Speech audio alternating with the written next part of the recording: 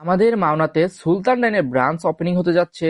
সেটার কাজ দেখার জন্য আমরা চলে গেছিলাম সুলতান ডাইনে। বাসা থেকে হাঁটতে হাঁটতে আমরা চলে যাচ্ছিলাম সুলতান ডাইনের দিকে, যেখানে কিনা আরেকটি সুলতান ডাইনের শাখা হতে যাচ্ছে।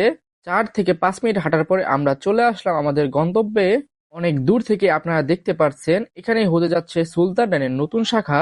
মাওনাবাসীর জন্য বলাই চলে এক ধরনের সুখবর।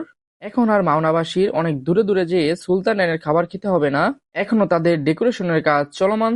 চলেন একসাথে ভিতরে ঢুকে দেখা যাক কি কি কাজ করে তারা ডেকোরেশনের।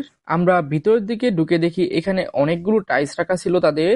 ভিতরে দেখি পুরোটাই একটি ডেকোরেশনের কাজ চলতেছে, এখনো কিছুই হয় নাই। আজকে আমরা যতটুকু দেখতে পেলাম মনে হচ্ছে এখনো রঙের কাজ করতেছে, এখনো ডেকোরেশনের অনেক কাজ বাকি। তার জন্য আমাদের মনে একটু কৌতূহল জাগলো কতটুকু কাজ আগাইছে তা দেখার জন্য। সেই জন্য আমরা আরেকটু ভিতরে ঢুকে পড়লাম। ভিতরে ঢুকে আমরা দেখতে পেলাম অনেক কিছুরই কাজ চলমান এখনো, যদিও কারেন্টের কাজ করা হয় না এখনো, তাই একটু অন্ধকার অন্ধকার লাগতেছে। কোথায় কি করতেছে তা হয়তোবা দূর থেকে দেখা যাচ্ছে না। একেবারে পিছনের সাইড হয়তোবা কিচেন রুম দিবে আমার কাছে দেখে তাই মনে হচ্ছিল।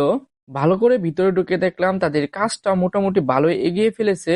এটা কবে ওপেনিং হবে তা আমি ওপেনিং এর আগে বলে দেব। এটার বর্তমান লোকেশনটা হচ্ছে মাওনা চৌরাস্তার প্রাণকেন্দ্রে অবস্থিত অগ্রণিক ব্যাংকের নিচতলায়।